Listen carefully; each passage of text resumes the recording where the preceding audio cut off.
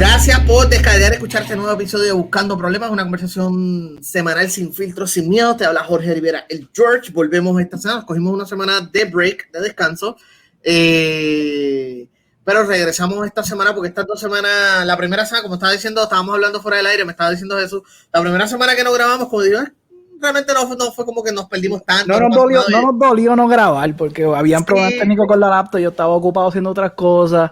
Y después pasó esta semana como que anda para el carajo. Ahora tenemos. Sí, es como que cuando tú no haces asignación y se te apiña todo y tienes que entregarlo para el lunes y el domingo. Así nos sentimos hoy. De verdad que sí. Conmigo está para continuar esta serie de podcast dedicados a la emergencia global de la pandemia del COVID-19, también llamado coronavirus. Está Albelo. ¿Cómo estás, Jesús? Mano, súper bien. Aquí, como te estaba diciendo, pues vivo en la área de DC, pues obviamente todo lo que está pasando, las reyertas, muchos temas que hay que cubrir con lo que está pasando del coronavirus, el tema de racismo, el tema de los aumentos del coronavirus en las protestas, mi preocupación o una crítica que quiero hacer también a la comunidad científica. A base de lo que está pasando ahora con las manifestaciones del coronavirus, lo que está pasando en Puerto Rico, los casos se están disparando, y un par de cositas que han salido acerca del tema del coronavirus también, y yo sé que nosotros tratamos de hacer el podcast como 1 hora, pero lo grabamos la semana pasada. Yo creo que esta edición se va agrandada como un Mac Combo, así que, pero nada, antes de eso, obviamente tenemos que hacer los statements, que la opinión nuestra, la mía particularmente, no representa a la agencia a la que estoy adscrita, no representa a mis colegas, ni tampoco representa al país que está adscrito a esa agencia. Mis opiniones solamente representan mis opiniones de como puertorriqueño y como profesional. De la misma manera, recordemos, esto es una conversación entre los panas que las estamos grabando, no es cuestión de verdad de dictaminar polis ni nada de eso, y pues somos responsables de lo que decimos nada más aquí. Mano Jesús, hay tantas cosas que hay que hablar, pero la primera pregunta que yo te voy a hacer, ¿se acabó el coronavirus? ¿Ya? Porque yo veo he visto mucha gente que está con ese meme de que se olvidaron del coronavirus, ¡puf! Coronavirus dejó de existir, ya se acabó la pandemia, ya estamos, vamos a janguear y abrazarnos y darnos besos. ¿Cómo es que dice la canción? No estaba dormido, estaba de parranda. Esto es un problema porque la segunda ola ya se está dando a nivel mundial. O sea, ya los casos de coronavirus se han aumentado, particularmente en Perú, Brasil, se han disparado significativamente. Ya lo que es el estado de California, Texas, y creo que North Carolina, también los casos de coronavirus se están aumentando debido a la flexibilización. Obviamente en estas pasadas 2 semanas en Estados Unidos y a nivel mundial han habido manifestaciones multitudinarias en las calles, personas en las calles en masa, debido al problema del asesinato de George Floyd, que es una persona negra afroestadounidense, a manos de un policía blanco en Minneapolis, ¿no? ¿Fue en Minneapolis o en Minneapolis? Y yo voy a empezar porque obviamente yo tengo que ser el villano de la película, y tengo que decir pues que tirarse a la calle a protestar en estos tiempos de pandemia es un error. Al igual que era un error cuando los estadounidenses, en este caso republicanos, se tiraron a manifestarse para abrir la economía y se tiraron a protestar. Eso era un error. En estos momentos, tirarse a la calle para protestar por esto es un error. Y yo lo he dicho varias veces, hay gente que no le gusta, pero yo le he dicho, y lo vuelvo a repetir aquí, al virus no le importan tus derechos. Los casos están aumentando, van a seguir aumentando. Ahora con estas manifestaciones de seguro se van a disparar. En las próximas semanas, 2 semanas, los casos van para arriba.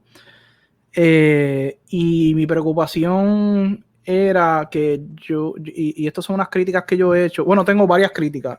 Una, que no veo a los colegas científicos denunciando. O sea, han sido pero bien poco los colegas científicos, particularmente en Estados Unidos, y en Estados Unidos hace sentido este tipo de polarización. Estos colegas no están denunciando o no están dando la voz de alerta de protestar en estos tiempos. Claro, en Estados Unidos es muchísimo más lo que particularmente en las redes es mucho más peligroso dar tu opinión porque puedes tener repercusiones muy adversas en el trabajo, o sea, lo que se llama el backlash, te pueden dar bien duro, o sea, un momento te puede dar la derecha, un momento dado te puede dar la izquierda. Y he visto mucho eso, que los científicos han dicho unas cositas, algunos han sido bien tenues en eso, y eso crea problemas porque tú estás, y obviamente la ciencia en Estados Unidos es bastante partidista, pero si tú como científico o analista en Estados Unidos criticaste que los republicanos que se tiraron a la calle a protestar estaba mal, tú no me puedes decir ahora que está bien tirarte a la calle a protestar por esto.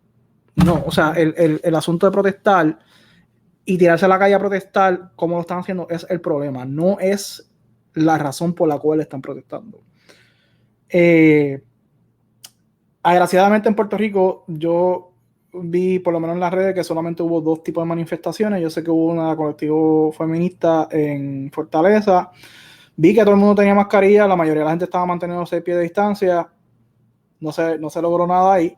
Vi una que me preocupó bastante, que era una manifestación en Loíza, y vi gente sin mascarilla, y sorprendentemente, y ya lo he visto varias veces sin mascarilla, es el candidato a la gobernación del Partido Independiente Puertorriqueño, Juan Dalmau, you hurt me, me duele, tú eres mi político favorito, ponte la mascarilla, por favor, es esencial que te proteja y que des el mensaje de protección. Y obviamente yo no quiero, porque la gente piensa que tú eres racista y que me han dicho que soy un privilegiado. ¿Qué no me han dicho estas 2 semanas? ¿Qué te puedo decir, brother? Mira, el racismo en Puerto Rico es real. En Puerto Rico existe racismo, se tiene que discutir, se tiene que atender. No es el mismo de Estados Unidos, no lo es. Como alguien que lleva casi 12 años viviendo para acá, como alguien que ha sido discriminado por blancos, negros, estadounidenses, asiáticos, que me ha parado la policía y no he tenido experiencias buenas con las policías, como alguien que trabaja en una agencia que da investigación en la área de ciencia y de educación, y todos los análisis que yo hago, yo les digo desde ahora, el racismo de Estados Unidos no es el mismo de Puerto Rico. Y por ende, me molesta cuando yo veo personas que se ponen a extrapolar estrategias y lenguajes de Estados Unidos, entiéndase el white privilege y todo este tipo de cosas, a Puerto Rico. Y me preocupa, porque en Estados Unidos ese tipo de estrategia, 1, no ha tenido éxito. Este background está bufiado. 2, en algunos casos la reacción es completamente opuesta a la que estás buscando. ¿Qué fue lo que pasó en Puerto Rico cuando Alexandra Lúgaro se puso a hablar del privilegio blanco? ¿Cuál fue la reacción adversa? O sea, fuera de las redes sociales, fuera de Twitter PR, del Capestrano Digital. Exacto. ¿Cuál fue la reacción? O sea, incluso en Twitter, que estaba diciendo, esta tipa es una racista. ¿Y qué dijo la gente? Esta tipa es una racista. Y ahí voy a decir que para muchos, donde mejor se representa el puertorriqueño regular, está en Facebook. Más Facebook. Yo diría que ninguno lo representa realmente, pero el más representativo es Facebook. En Facebook que en Twitter, definitivamente. Yo sobre ese tema, y obviamente pues hablé bastante de eso en Siempre el Lunes, pero yo lo que, ¿verdad? Y comprendo, donde yo quizás pueda diferir un poco contigo, encontrar la palabra, después de tanto rato pensando, es de que yo por ejemplo, yo di ese mismo argumento. Mira, yo he estado en Estados Unidos, yo estoy consciente 100% de que yo no soy una persona blanca, yo he estado en Estados Unidos. O sea, yo sé cómo tratan a los latinos en Estados Unidos, yo experimenté ese mismo discrimen, pero Puerto Rico, por nuestra situación colonial, por la forma en que hemos sido criados o domesticados por 100 y pico de años, al puertorriqueño una de las primeras cosas que te enseña es que nosotros somos la mezcla de 3 razas. De 3 razas. Entonces, claro, pero yo pienso que eso lo estamos usando como muletilla. Yo creo que ya ha llegado un punto en que lo estamos empezando a usar como muletilla para justificar eso del racismo. O sea, y se ha convertido como que en la versión puertorriqueña de yo tengo un amigo negro, yo no soy racista, yo tengo un amigo negro. Sí. Entonces, pues, estamos usando eso como que, no, yo no soy racista si pues los puertorriqueños somos mezcla de 3 razas. Sí, pero entonces, ¿verdad? Y pues me estoy repitiendo, pero es como, se está empezando a sonar como cuando los nazis decían, sí, Dios creó a todos los hombres iguales, pero hay algunos más iguales que otros. Sí. O sea, entonces, ¿qué ocurre? Pues yo, a pesar de que yo estoy consciente de que no soy blanco bajo lo que está disponible, mira, ni los mismos americanos consideran la blancura es una cosa bien extraña. Si ellos mismos se discriminan entre judíos, o tú puedes ser blanco como la leche, y si eres judío no eres blanco. Tú puedes ser blanco como la leche, pero si eres irlandés, no eres tan blanco. Tú puedes ser blanco, pero si hablas español, europeo, de toda la vida, de que te pueden coger tu ¿cómo se dice? No me acuerdo si es Camila Cabello, la Rosalía, que son mujeres europeas blancas. Español, pues ya inmediatamente bajaron de nivel. Hubo una vez que yo me acuerdo de esto y me dio muchísima gracia cuando nombraron al juez Juan Torruella al distrito de Boston, al distrito apelativo de Boston. Me acuerdo que cuando salió la noticia decía el primer juez no blanco en un circuito de Boston es Juan Torruella. Entonces cuando tú ves a Juan Torruella es Casper, cabrón, es hincho. Y es como que tú te echas que como que diablo, que ignorante, esto está bien, como que sí, él es blanco, pero so what. Es que en Estados Unidos el concepto de la blancura, y yo no digo en Estados Unidos nada más, yo no estoy diciendo, porque también algo que he estado explotando en la red y ha estado muy interesante, fascinante, es de cómo el racismo de Estados Unidos es una descendencia del racismo que hay en Europa, especialmente en Reino Unido. Y mucha gente argumentando de que en Reino Unido lo que pasa es que no se habla tanto de eso, pero el racismo allá es peor que el de Estados Unidos. Esto, obviamente, pues ya estoy entrando en temas de los que yo no puedo hablar porque no conozco mucho, pero lo menciono porque lo he visto en redes sociales. Pero anyway, y en par de artículos que he leído. Pero volviendo entonces, en Estados Unidos tiene un concepto de la blancura. O sea, depende de tu apariencia, obviamente, sí, del color, del tono de tu piel, pero también depende de tu apellido. También depende del idioma, de tu inglés, de cómo estás hablando tu inglés. Si tu inglés tiene acento, ya no eres tan blanco, my friend. Tú sabes, si tu apellido termina con vocal o... You're not American. ¿Cómo? You're not American. Eres americano. O sea, sí, es mucho más complicado de lo que la gente piensa. Anyway, para no irme muy por ahí. Lo que yo estaba diciendo es de que pues en Estados Unidos yo estoy consciente que no soy blanco, pero cuando llegamos a Puerto Rico, en nuestra ciudad, nuestro microcosmo, nuestra sociedad. Nuestra sociedad específicamente, pues yo estoy consciente de que si yo entro a una tienda y a lo mejor yo tengo 2 o 3 cosas en las manos, yo sé que no me están velando. ¿Entiendes? No es algo con lo que yo he tenido que bregar en mi vida. Eso. Yo estoy seguro que si hablamos con personas de raza negra o de tono negro, te van a contar otra historia. Correcto. Y eso es el ejemplo más básico. No vamos a hablar, si empezamos a hablar del trabajo, de la gente que los hacen ponerse, las mujeres que les hacen pasarse blower en Puerto Rico, que no les dejan usar afro, no les dejan usar trenza. El pelo malo. Vamos a empezar por el pelo malo. Nada más con eso, ¿no? Y muchas cosas que nosotros hacemos involuntariamente y muchas veces, y yo pues no quiero ser apologista, pero también entiendo que no lo hacemos de maldad. Es como que, eres negro pero buena gente. Es ignorancia. Es un racismo. Y obviamente puede que yo esté diciendo aquí una senda bestialidad y cualquier sociólogo o antropólogo o científico, porque eso es otra cosa que quiero hablar después más adelante, sobre el rol de estos expertos en el racismo en Puerto Rico, que si digo algo mal, que me digan. Pero en Puerto Rico hay mucha esta ignorancia. El racismo se esconde, se demuestra, por ejemplo, cuando tú, bien fácil, tú ves una muchacha de color cobre, marrón, como quieras llamarla, blanca, esa jefa está bien buena. Pasa una mujer negra, esa negra está bien buena. ¿Tú ves? Ya ahí hay una connotación racial. Y eso es algo que yo lo he dicho y eso es algo que tenemos. Y me acuerdo que cuando estaba en la universidad, un pana dijo eso, como que una muchacha negra dijo, esta negra está bien buena, y otro pana le ripostó y como que, mira, bro, porque tú estás diciendo eso es racismo, y él no entendía.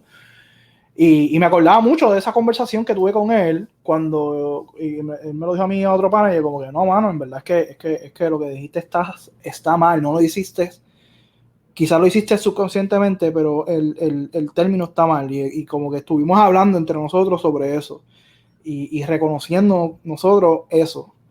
Pero y obviamente la discriminación que ha habido con las comunidades como Loíza, en algunas regiones en el suroeste de Puerto Rico. Y eso es, pero ese es el racismo con la gente negra en Puerto Rico. Hay otro tipo de racismo que no he visto a nadie hablar, y es el racismo que ocurre con asiáticos en Puerto Rico. El puertorriqueño descendiente chino, yo era de los que decía, hasta hace poco, tengo que admitir, que en Puerto Rico no había minorías. No había. Y obviamente con mi ignorancia. Y me tocó en un momento dado regresar a Yumas, donde yo hice mi estudio doctoral, a dar una charla de desarrollo profesional. Y para mi grata sorpresa, estaba hablando con un grupo puertorriqueño y uno de ellos tiene facciones asiáticas. Y yo, diablo, qué cool. Y después yo me acuerdo como que, coño, sí, yo he conocido puertorriqueños asiáticos, como Chin era una que estudia conmigo en la universidad, hay otro que es de otro pana mío, que lo conocí también, súper a juego. Pero era como que tan surreal, como que, y yo pensaba como que, diablo, este chino hablando en español, y después yo me pongo a pensar como que, no, cabrón, él es puertorriqueño. Y después me puse a hablar con él, y él me estaba contando de todos los problemas que pasó su papá, porque su papá es chino, dueño de varios restaurantes chinos de Puerto Rico, y obviamente la discriminación que sufría su papá porque era chino, para tramitar procesos de documentos, cómo ha pasado para algunos de estos chinos y descendientes o asiáticos en Puerto Rico que no guardan dinero en el banco porque no hay servicio. O sea, y eso a mí me voló la cabeza y me hizo a mí redefinir, o sea, el concepto de minoría, por lo menos como yo lo estaba viendo en Puerto Rico. Y yo me dije, esta es la verdadera minoría. Estos son los puertorriqueños descendientes de chinos. En la universidad había una colega que los padres eran palestinos. Y en mi escuela después me pongo a pensar como que había muchachos que eran del Líbano. Yo me pongo a pensar como que diablo sí, o sea, como que a mí como que se me había olvidado todo ese concepto y como que esta es la minoría en Puerto Rico. Y ellos también sufren racismo, porque se habla de este racismo que es de la raza negra en Puerto Rico, y no se habla de la discriminación y el racismo que sufren personas no puertorriqueñas en Puerto Rico. Yo creo que el puertorriqueño está mucho más propenso a ser más racista, abiertamente más racista, que en este caso sería xenofóbica, pero sigue siendo discriminación, con personas extranjeras que nosotros mismos por la raza. Y ahí, obviamente, yo no soy experto, y aquí es la otra parte que la cual yo quiero entrar. Lo otro que yo no he visto es que yo no vi, yo creo que en algunos casos vi, más ahora, en estos últimos 2 días, donde sí ya por fin estaban trayendo expertos en Puerto Rico, científicos expertos, entiéndase, en la rama de las ciencias sociales, de la economía, de la antropología, y estaban hablando de racismo. Y a mí eso me dio mucha alegría porque estos colegas, porque son colegas, son científicos, han trabajado este tema y probablemente con poco o ningún recurso.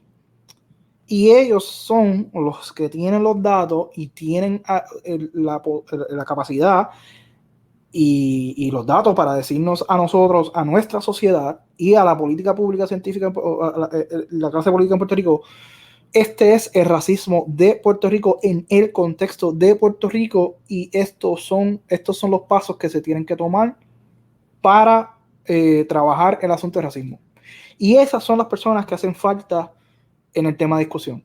Asimismo, como muchos periodistas han traído a muchos científicos, y agradezco, por ejemplo, a ti que me ha dado este espacio, y a otros colegas periodistas que me han escrito para salir en distintas áreas de entrevista que por restricciones de mi trabajo no puedo hacer. Yo les invito a ellos que hagan ese ejercicio, contacten a los científicos sociales de Puerto Rico que han trabajado este tema y comuníquense con ellos como lo han hecho con nosotros en este tema, porque ellos también saben, ellos son expertos y ellos nos pueden decir a nosotros. Y mira, y si uno de ellos dice que quizás el concepto de white privilege en Puerto Rico se puede aplicar, pues mire, me meto la lengua por el culo y me callo la boca, o sea, punto. Y porque yo no soy experto en esa área, pero a ellos es a quien hay que escuchar, es a ellos, y obviamente a las comunidades que son afectadas por este tema, porque el tema de racismo en Puerto Rico se tiene que hablar, el tema del racismo en Puerto Rico no se habla. como hablamos, no lo escondemos, como mencionaste bien, como que, sí, es que es negrito, esto es negrito pero es buena gente, mira, esa negra está bien buena, el pelo malo, el ataque verbal en Puerto Rico, que es bien predominante, es muy distinto al ataque físico que tú recibes en Estados Unidos. Yo he sido físicamente atacado en Estados Unidos. En un momento dado, vinieron, yo estaba saliendo del laboratorio de Virginia Tech, que eran como las 11, 12 de la noche, y pasó una pick-up, estaba nevando, una pick-up negra, y había un par de chamacos en la parte de atrás, y me tiraron bolas de nieve, y por dentro tenían piedras, y mientras me decían, go back to Mexico, me decían. Oh, y una de ellas me dio duro en la parte de la clavícula y me dolió con cojones, estaba bien cojonado. Y más allá de que me están gritando, a mí lo más que me dolió es que me dieron con las jodidas piedras y me dolió duro. Y yo como que esto está bien fuerte. Y cosas así, o sea. Y yo lo que quiero decir es como que, mira, hay que hablar del racismo en Puerto Rico, hay que darle espacio a los expertos, pero yo vi hasta en las redes de gente diciendo como que, si usted es blanco, no puede hablar del racismo. Mire, ya ahí tú estás cometiendo exactamente los mismos errores que comete Estados Unidos. Exactamente. Porque ¿cómo tú vas a hablar de racismo en Puerto Rico si tú no incluyes a todo el mundo? Al blanco, al del color marrón, como quieran llamarlo, al negro, al chino en Puerto Rico que se olvidan de él, al de los del Medio Oriente. ¿Cómo vamos a nosotros entonces a hablar del racismo en Puerto Rico? ¿Qué es ser puertorriqueño? ¿Qué es la raza puertorriqueña? ¿Qué es ser negro en Puerto Rico? ¿Qué es ser blanco en Puerto Rico? Estos son temas de conversaciones que tenemos que hacer. Sí, y está bien interesante que menciones eso, porque cuando pasó el revolú de Madison, la Miss Puerto Rico, que la estaban atacando porque ella no era puertorriqueña realmente, uno de los argumentos que yo daba era precisamente, pero es que la definición de puertorriqueño, luego de 100 años de colonizaje de Estados Unidos y la inmensa migración que hubo en los años 50, la migración que está ocurriendo en este momento por la crisis, que Puerto Rico lleva 14 años en crisis y se está yendo gente, María la empeoró, o sea, vamos a tener que realmente ser honestos con nosotros mismos y redefinir lo que es la puertorriqueñidad, porque claro, tú no puedes excluir más de 4 millones de personas en Estados Unidos. Claro. Que ya sea porque nacieron aquí, se fueron para allá, o porque nacieron allá de padres puertorriqueños y se sienten puertorriqueños. O sea, tú no puedes excluir esos 4 millones. Primero, porque de por sí, o sea, no tiene sentido. Y segundo, porque ahí está nuestra fuerza política. Claro. O sea, aquí nosotros, los puertorriqueños, vivimos en este ombligo pensando de que estamos súper bien parados con Estados Unidos, cuando en realidad lo que tenemos allí es un cabildero glorificado, como dijeron ayer, o sea, que es Jennifer González. Eso es lo que hace un comisionado residente. Son esos 4 millones y pico de puertorriqueños, tú sabes, que están allá. Cuidado, porque el puertorriqueño en Estados Unidos continentales no vota, en cuestión de proporción no vota. Pero estoy de acuerdo con lo que acabas de decir. Y tengo que admitir que yo era de los que decía como que no, si tú naciste en Estados Unidos, New York, tú no eres puertorriqueño. Punto. Yo era así. Y después de las Olimpiadas, yo me acuerdo que estaba este argumento de los puertorriqueños. Yo dije, mira, yo les voy a decir a ustedes que es puertorriqueño. Tienes a Mónica Puig, que sus padres son descendientes españoles y se crió en Estados Unidos. Tú tienes a Javier Coulson, que es ponceño y es de puertorriqueño. Y tienes a Jaime Espinal, que sus padres son dominicanos, él es negro y se crió en Puerto Rico y también cogió medalla.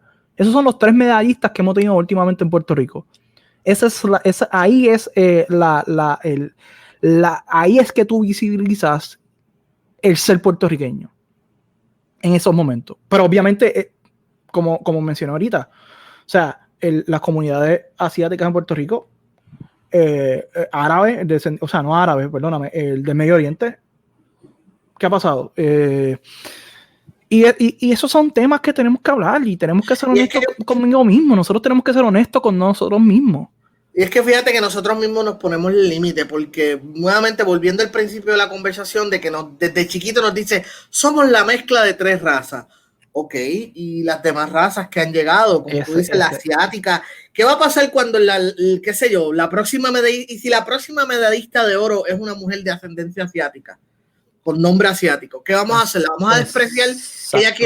Ella nacida y criada aquí, quiera representar a Puerto Rico porque este ha sido su país. ¿Qué vamos a hacer? ¿La vamos a despreciar? ¿La vamos a echar de codo?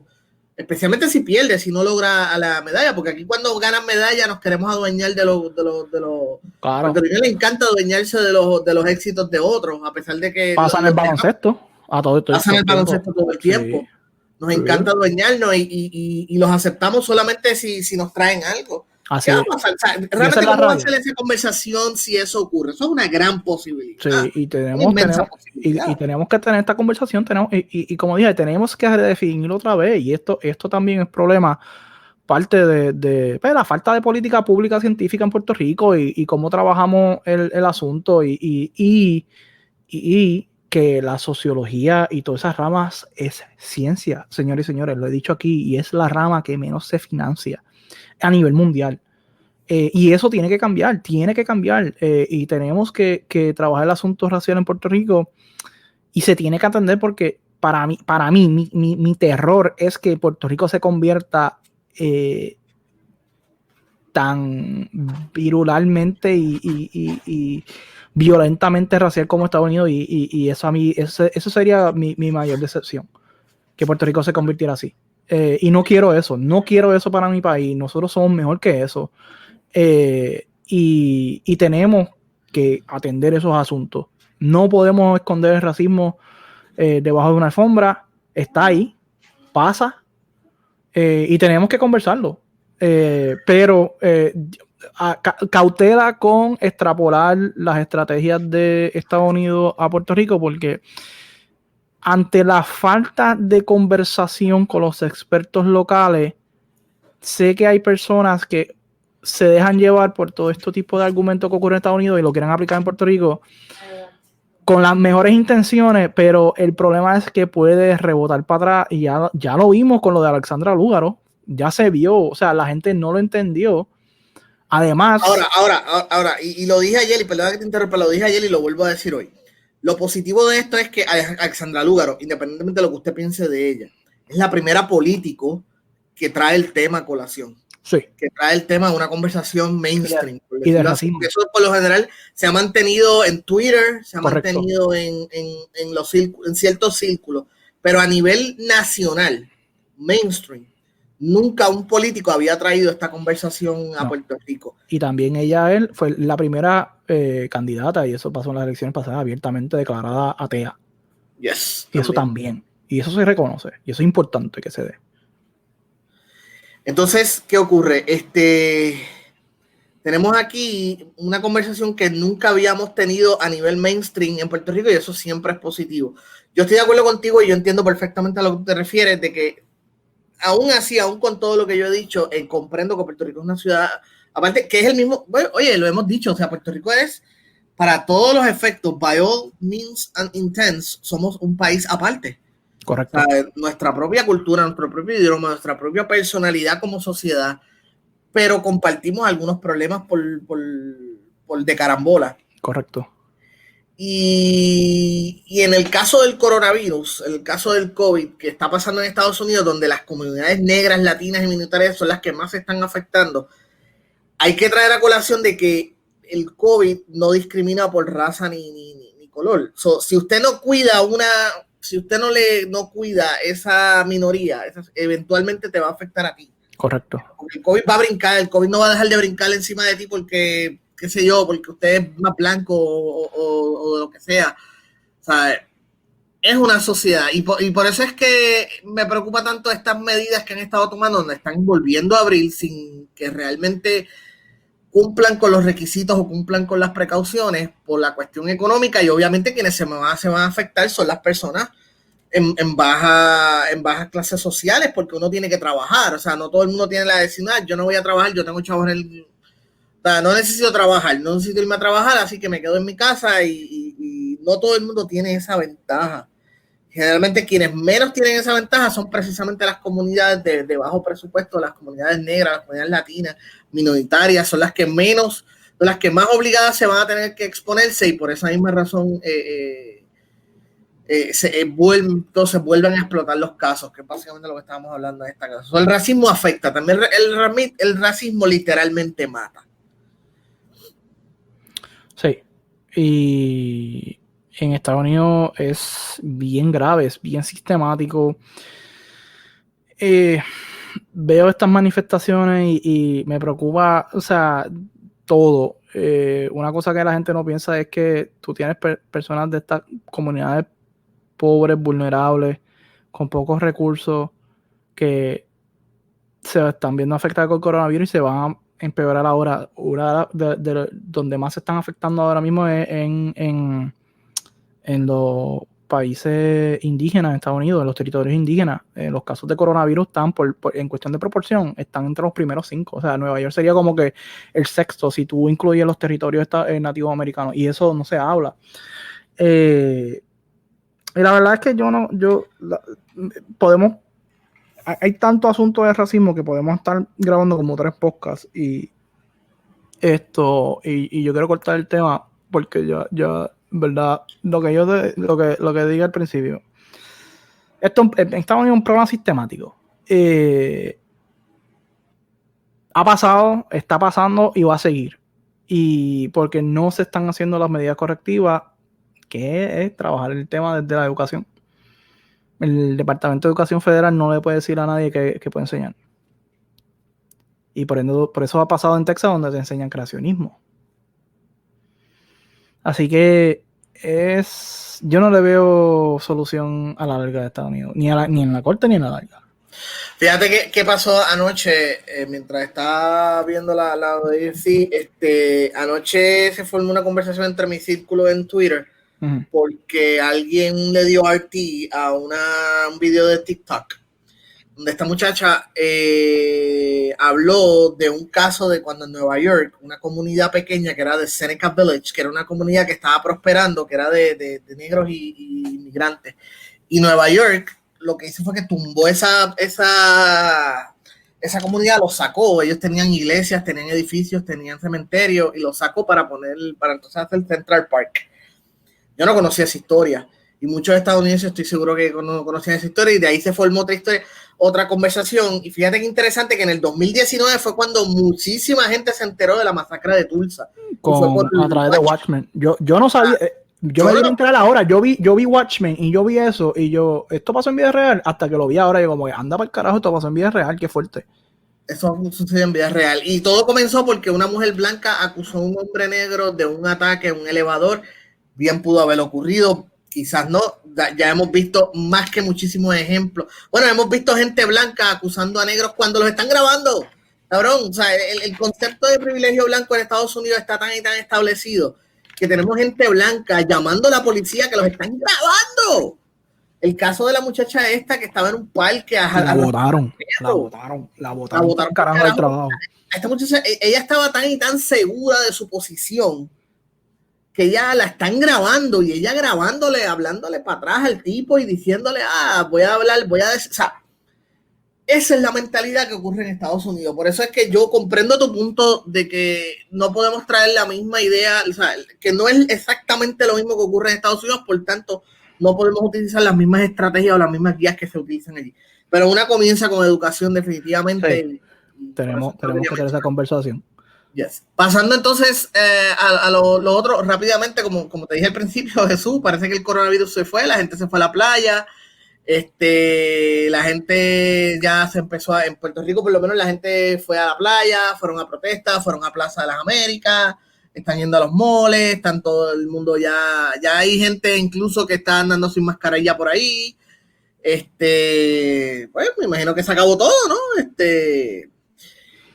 Y un punto también, ¿verdad? Y aquí estoy volviendo un poquito atrás, pero ahora mismo con esto de las protestas es bien difícil, porque es que es una situación donde uno, no, ¿cómo decirles que no protesten? ¿Cómo decirles que no marchen? Pero al mismo tiempo tú sabes que de aquí a 12 días esto va a explotar bien cabrón. Yo lo veo en cuestión de cuál es el beneficio de protestar. Ok, vamos a empezar primeramente. El coronavirus no se ha ido. Entonces el coronavirus está mucho más en aumento y está mucho más disperso de lo que estaba antes. Así que está en mucho más aumento. Así que está peor de lo que era de hace 3 meses. Vamos a empezar por ahí.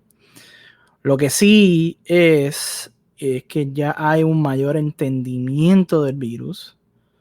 Ya hay un poco más de tratamiento. Eso no es garantía de que vas a sobrevivir, como pasó hace 2 semanas esta dama de 27 años que falleció en Puerto Rico. Es la persona más joven que fallece de coronavirus.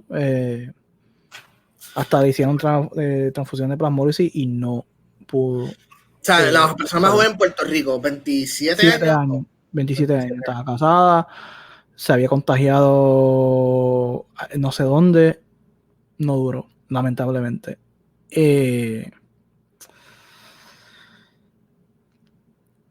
Y los casos van para arriba, o sea, es que vuelvo y reitero, o sea, se tiraron a protestar para la economía, no pasó nada. Se está tirando ahora para protestar por estos asuntos, no va a pasar nada.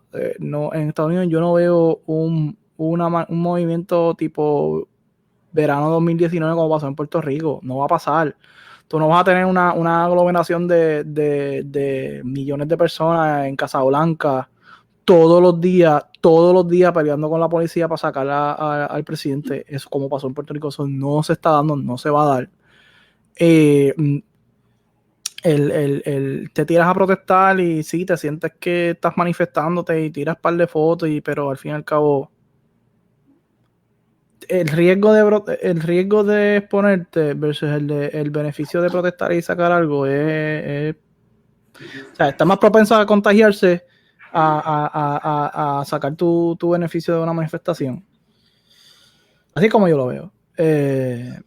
Y yo sé que hay gente que no le gusta, pero es que, señores, la realidad es esa. Y yo tengo que decirte esto. Si está mal que lo que hicieron estos republicanos de derecha manifestándose, está mal ahora tirarse a manifestar. Que los motivos sean distintos, eso no le importa al virus. Y yo tengo que hacerlo. En estas cosas tengo que hacer frío y decirlo. Porque es la realidad. Lo que sí me molesta, particularmente con los colegas científicos puertorriqueños, es que yo no he visto ni un solo científico puertorriqueño decir eso.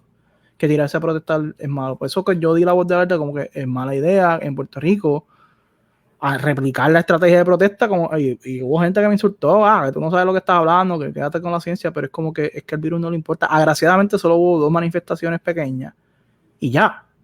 Así que en Puerto Rico tampoco hay ambiente. O sea, incluso cuando salió lo de la reforma del Código Civil, la gente no se tiró a protestar. Bueno, yo no me he leído el Código Civil, que eso era como que lo más álgido, pero yo no sé, había un tema y la gente no se tiró a protestar. Así que el coronavirus va para arriba. En Puerto Rico va subiendo. Ayer se reportaron 208 casos, pero, ¿qué pasa? El Departamento de Salud tiene un reguero, o sea, se fue David Capó, se fue el epidemiólogo, y eso es algo que tampoco se habló mucho.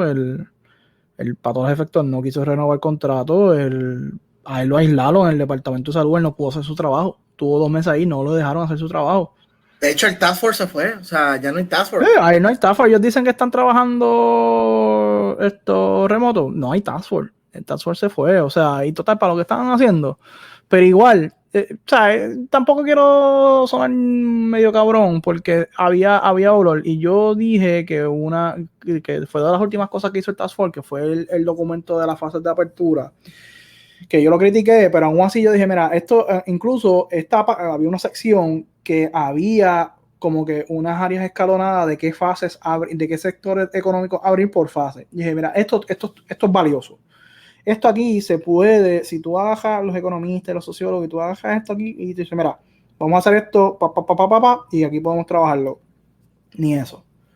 Así que la gobernadora de Puerto Rico, para todos los efectos, no tiene un asesor científico, no tiene un cuerpo asesor.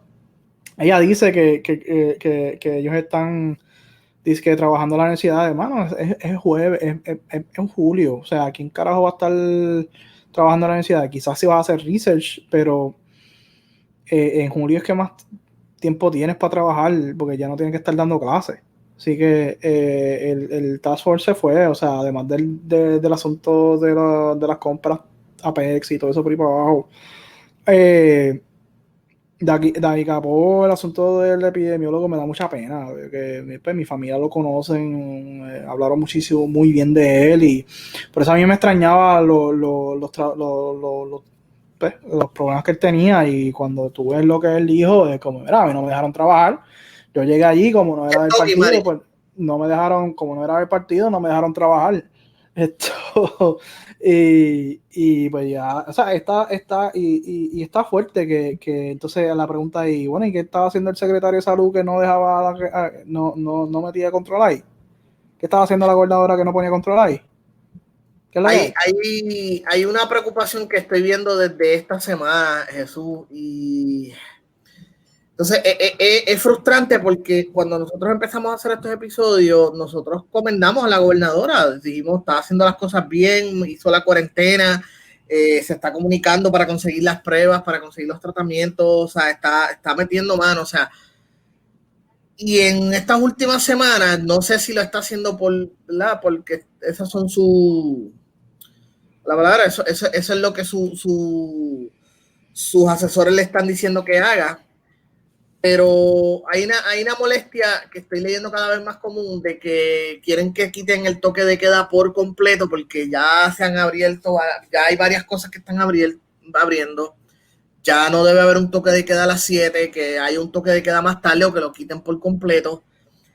Y el argumento que se está usando es de que la gobernadora está usando el coronavirus para poder detener a su contrincante de primaria, para poder entonces hacer campaña, porque lamentablemente, nuevamente, parece que sus asesores le están diciendo que haga eso. Y si no es eso, esa es la apariencia. O sea, eso es lo que parece que está haciendo. Está usando el coronavirus para poder ella hacer su campaña, porque obviamente es la gobernadora y donde quiera que ella haga algo, ella en los medios la van a seguir, la van a cubrir. Sí. Y entonces lo que está ocurriendo ahí es que están viendo el coronavirus como una fe. Entonces me preocupa de que no sea solamente una apariencia de que parezca que está haciendo eso. Por ejemplo, estos días fue para repartir unos suministros, hicieron esperar la gente y luego llegaron, no había mascarilla, no había, o sea, hay una diferencia entre lo que ella dice, tienen que hacer esto, tienen que guardar distancia, tienen que hacer mascarilla, tienen que evitar reuniones, pero entonces ella lo está haciendo.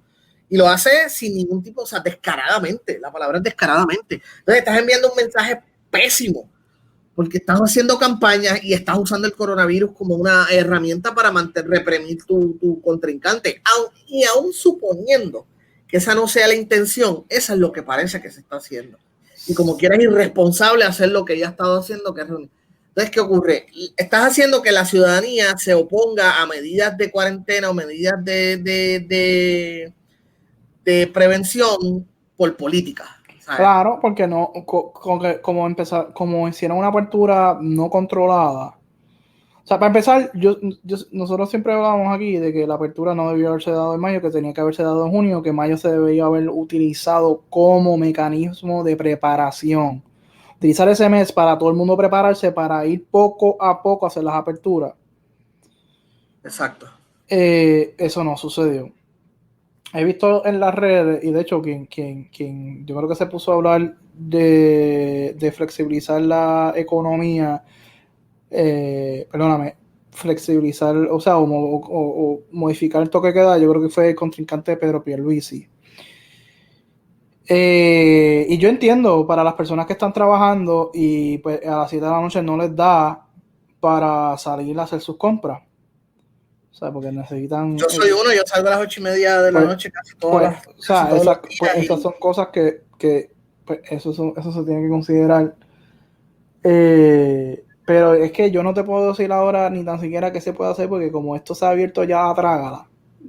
Y incluso el Departamento de Salud, las cifras que están dando de los casos positivos son de un mes atrás, o sea, es de un mes atrasado, o sea, de lo que estamos viendo ahora es de finales de mayo. O sea, y tú no puedes estar haciendo, y encima de eso, yo no sé si de esos casos eran todos de esas últimas semanas de mayo o las anteriores, así que yo no sé qué es lo que está pasando con el Departamento de Salud con los datos. Hubo un momento que de la nada aparecieron 400 y pico de casos.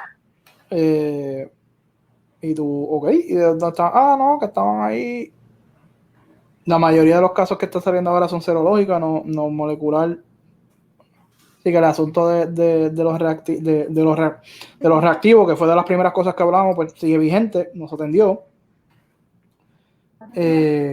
Wanda Vázquez hizo su evento de darle suministro, se desmayó una mujer embarazada por la espera y la temperatura. Además que estaba mal, o sea, si ella quería hacer algo, mira, llévala a la casa.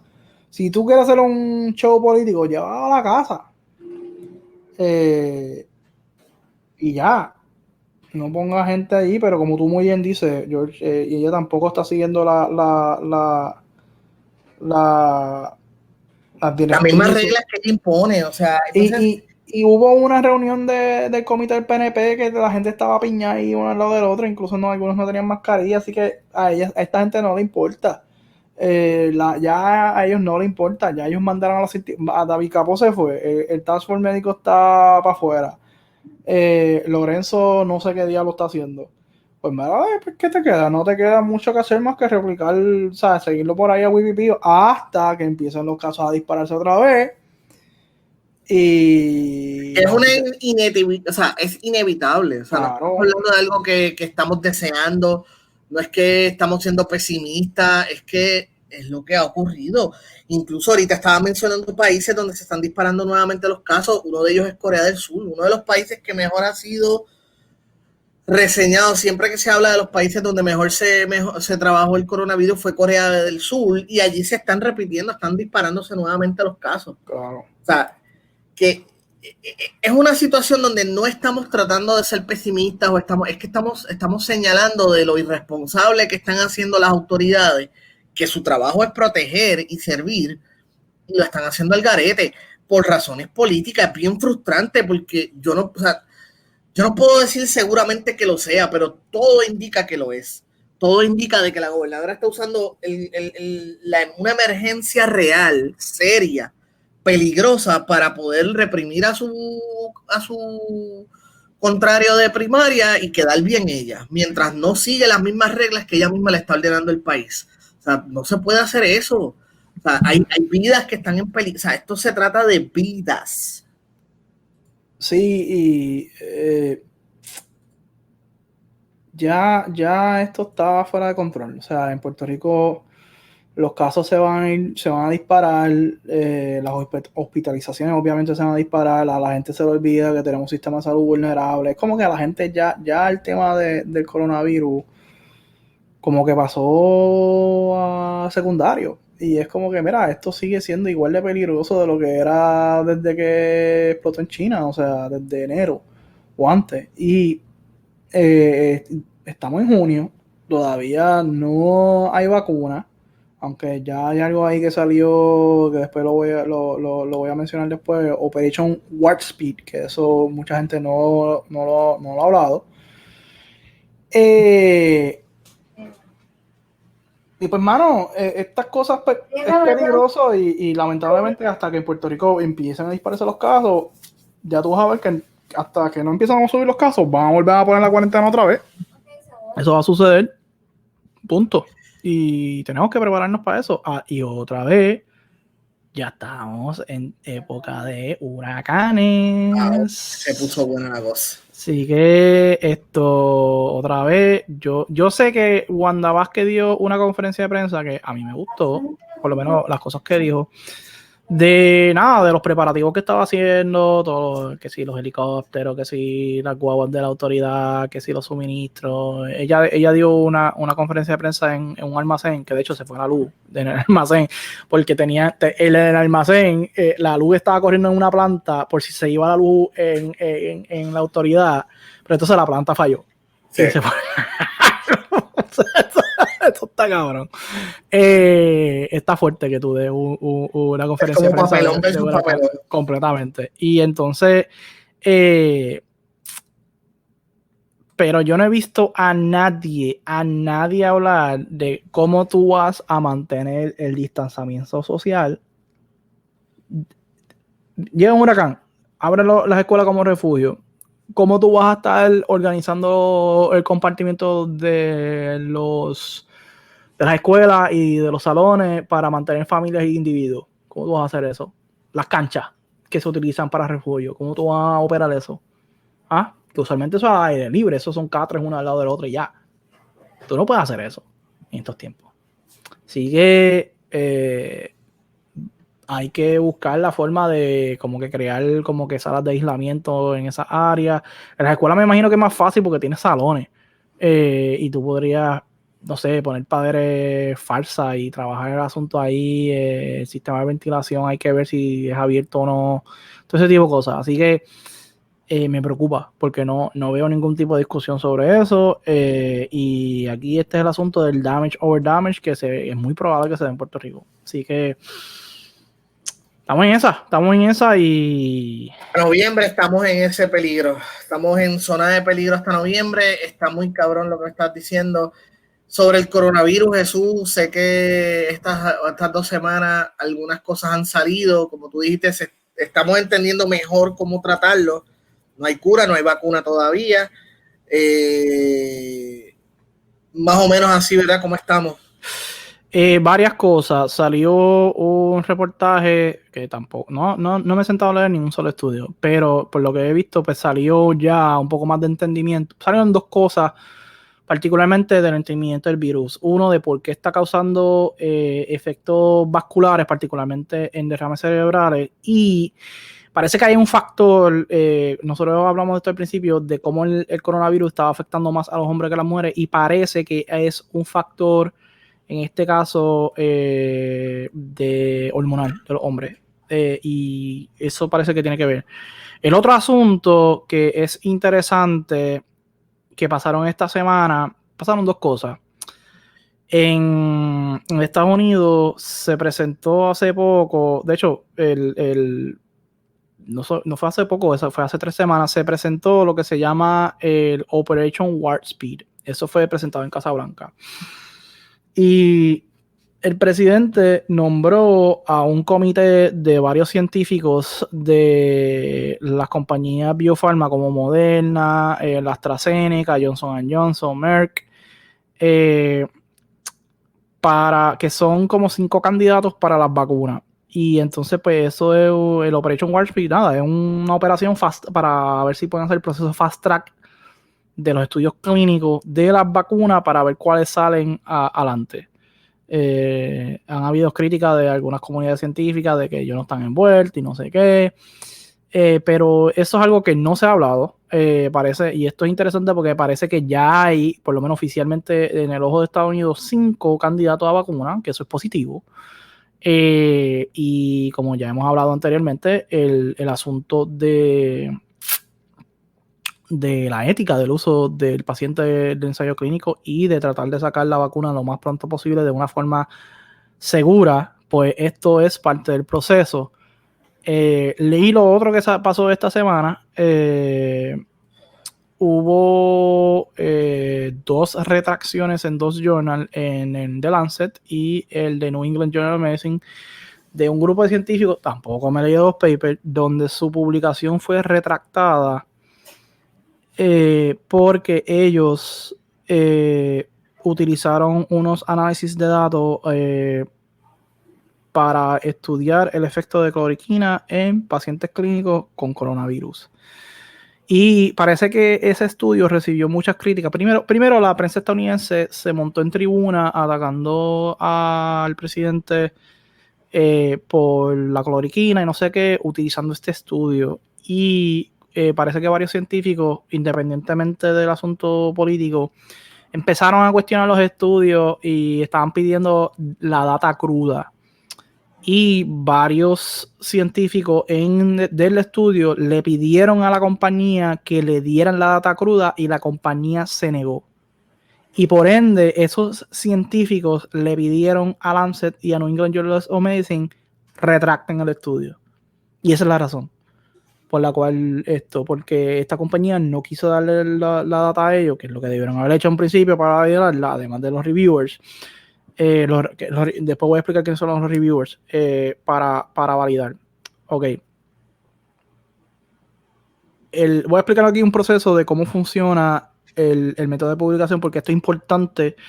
Y esto tiene que ver, el asunto de las antivacunas es esto, y voy a explicar. El proceso de revisión para revisión de pares para esta publicación, o sea, cómo funciona es que tú haces tus estudios, tú eliges la revista científica pues, más cercana a tu estudio que quieras someter, la sometes a un editor y dice, mira, nosotros queremos tal revisores, o esos o tú puedes sugerir revisores, o la misma casa editora te los nombra, ellos revisan las publicaciones y ellos te están dando retroalimentación de qué otros estudios te faltan o qué cosas tienen que añadir. Ahora bien, la mayoría de estos revisores siempre cuentan con la buena fe del investigador, que el investigador está haciendo las cosas bien y por buena fe. Ok. En este caso no fue así. Uno de los investigadores, en este caso la compañía, no quería proveer la data para validarla y dijeron, pues no, fine. Vámonos al 1998. Andrew Wakefield. Vacuna de sarampión, autismo. ¿En qué revista? The Lancet. Andrew Wakefield tiró una publicación científica, un estudio científico diciendo que la vacuna de sarampión era la que causaba autismo. The Lancet no vino a retractar la publicación de Andrew Wakefield hasta el 2010.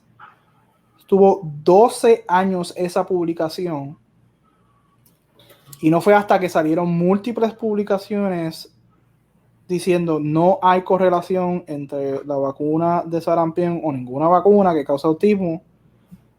Además que se encontró que Andrew Wakefield falsificó cosas, cometió delitos. En Reino Unido ya no puede practicar medicina, no puede practicar investigación. Ahí fue que The Lancet sacó esa publicación. Así que en estos casos es... Y ya ustedes ven lo que es la plataforma de las antivacunas es Andrew Wakefield. Ese error ahí es lo que tenemos hoy en día de las antivacunas. Por eso es que es bien importante la revisión de pares y por eso es importante la validación de las datas y por eso es importante que si ocurre algún problema se resuelva lo más pronto posible, como ocurrió con este estudio de hidroxicloroquina. Que es lamentable que pase y le están cayendo a palo a New England Journal of Medicine y The Lancet, que a mí tampoco me da pena que le caigan a palo a esa revista, como le han caído a palo a Nature y a Science también, porque a veces publican unas publicaciones que son completamente leñas, pero como son las más prestigiosas, pues, pero pasa, y es importante que la población entienda de por qué pasan este tipo de cosas. Algunos es por fraude, algunas veces son errores, falta de comunicación de grupo, y en este caso además a pesar de que pues, es lamentable lo que sucedió, es dentro de todo es positivo que se haya redactado las dos publicaciones lo más pronto posible, y pues, esto es lamentable porque pues, te genera desconfianza, que es lo que tú no quieres generar, y menos ahora mismo, y menos con tanta gente tragándose las teorías de conspiración. Claro, el asunto es que estas cosas pasan porque hay científicos corruptos, lo hay. Hace un año sacaron uno en Fortaleza. Exacto. Pero se da mucho, o sea, no quiero decir que se da mucho, pero se da en el campo científico este tipo de situaciones. Y hay algunos que manipulan imágenes para sacar cosas que no son, hay algunos que han manipulado data, y se da por la presión que hay académica de que tienes que sacar una publicación high profile para que te den una posición, o el prestigio y todo ese tipo de cosas. Así que y una de las razones por la cual yo renuncié a mi posición como postdoc es porque yo tuve una diferencia profesional con mi jefa de cómo ella quería hacer un tipo de estudio, y en un momento dado yo hacía algo que no salía y me dice, no, tú tienes que hacerlo hasta que te salga. Y yo dije, pues no, Yo no voy a hacer hasta que me salga porque esto, y ahí era casi inmoral, porque dije, y si sale una sola vez, ¿tú quieres que lo publique? No. Hay un último capítulo de mi disertación que yo no la publiqué porque yo no tenía suficiente reactivo para replicar el experimento 2 veces más. Y decidí no publicarlo, además que los resultados eran positivos y estaban cerca de mis pues, de modelos, pero como no tenía dos más reactivos, y mi jefa insistía de que publicarlo, y dije que no, me negué. Está publicado en la disertación, pero no está publicado por pares, porque dije, yo no voy a someter esto, porque es que primero no me lo van a aceptar, seguro que es antiético, antimoral, yo someter esto cuando yo sé que no está completamente terminado. Y punto. Y es mejor hacer ciencia así y evitarse problemas. Y lo peor que le puede pasar a los científicos es esto, una retracción es como un delito que se te queda en el récord para siempre. Y si tú vas a The Lancet y tú buscas la publicación de Wakefield, está así, retracten bien grande. Como si te hubiera estos sellos rojos de stop así bien grandes que te lo ponen, como que decline, es así mismo, retracted. Y eso se te queda en la publicación. Y hay debates de si eso se debe quedar ahí o no, si lo deben eliminar por completo. En algunos casos, pues se deja para eso mismo, para entonces cuando hay comentarios o otras cosas así, pues mira, no, esta publicación fue retracted, y se cita. Pero entonces, ¿por qué tú estás citando una publicación retractada? Y esos son los debates que se han dado en la comunidad científica. Así que esas son las cosas que han pasado en Estados Unidos, particularmente el que menos se ha hablado es el Operation Warp Speed. Y lo otro que ha pasado, que tiene que ver con mi agencia, pero no lo voy a discutir, pero hay un tema interesante que se ha hablado de cómo quieren trabajar el asunto, pero no voy a entrar en detalle ahí. Pero sí, también han salido varios reportajes de lo que ha pasado con la CDC, los problemas que ha tenido la CDC, cómo la CDC tenía que ser la agencia de salud ejemplar del mundo y fracasó en estos momentos. Yo siempre he tenido mis problemas con la CDC. A mí la CDC nunca me ha impresionado, sinceramente, porque siempre he dicho que ellos se han dedicado, que ellos sí son buenos yendo a países vulnerables y pobres y fronteando de las cosas que están haciendo allá, pero cuando le llegó la marca con Estados Unidos, y hay gente dentro de la CDC seria que yo conozco que siempre dijeron, nosotros nunca íbamos a estar preparados para esto.